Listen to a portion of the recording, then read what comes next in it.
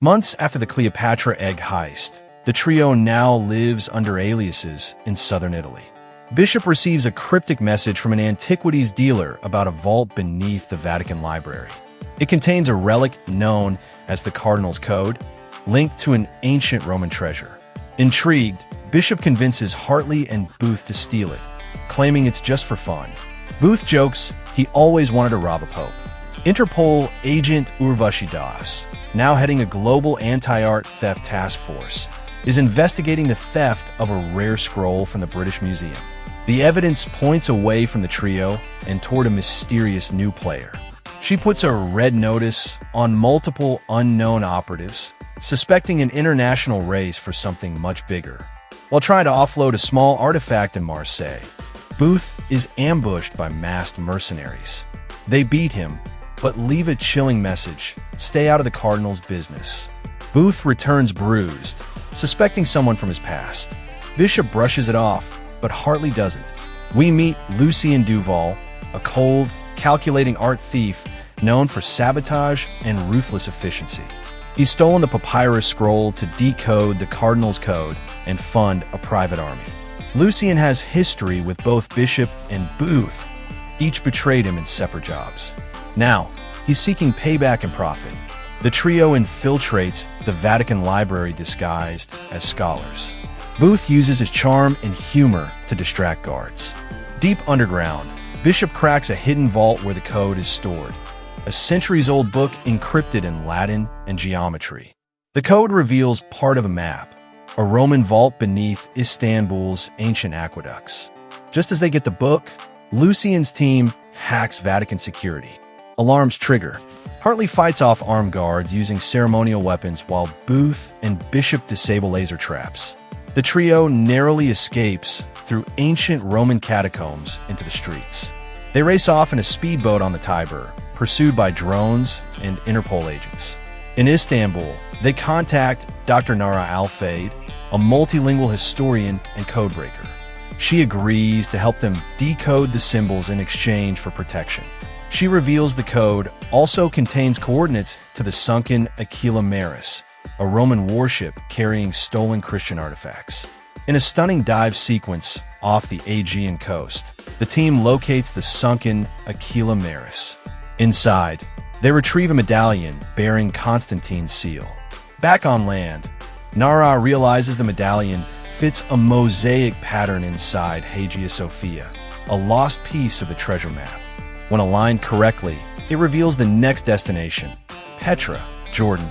As the team celebrates on a private boat, Bishop is kidnapped by Lucien. He offers her a chance to switch sides and split the treasure, cutting out Hartley and Booth.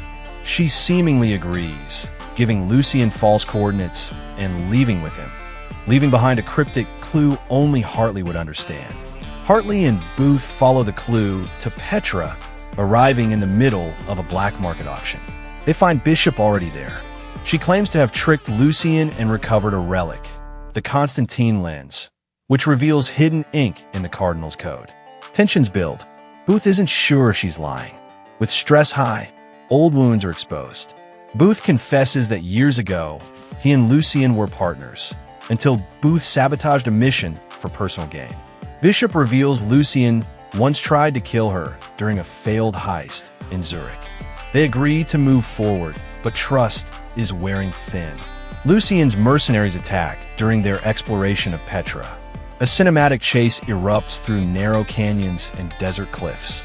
Booth uses a camel to escape, while Bishop hotwires a jeep. Hartley crashes an archaeological dig site using a backhoe as a weapon. They regroup and flee with a full treasure map. The map points to a forgotten Roman fortress buried beneath the dunes of Tunisia.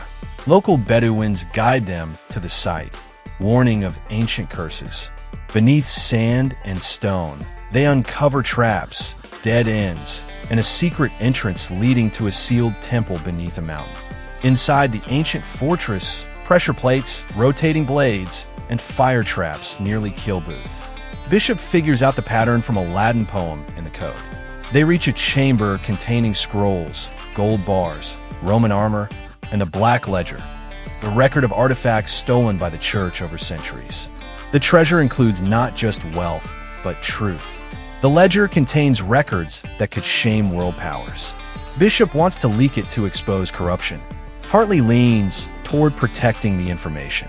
Booth just wants a yacht and a daiquiri. It's a moral standoff. Who decides what the world should know? Lucian appears with Nara held hostage. A fight breaks out amid collapsing ruins. Bishop stabs Lucian during a sword duel using an ancient Roman gladius. Hartley saves Nara. Booth triggers a timed explosive, collapsing the tomb on Lucian.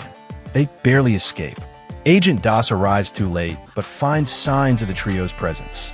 Inside the vault, she recovers pieces of gold and a shredded copy of the Black Ledger. Just enough to spark international outrage, but not enough to expose everything. The trio goes separate ways. Booth is spotted in a luxury club in Rio de Janeiro.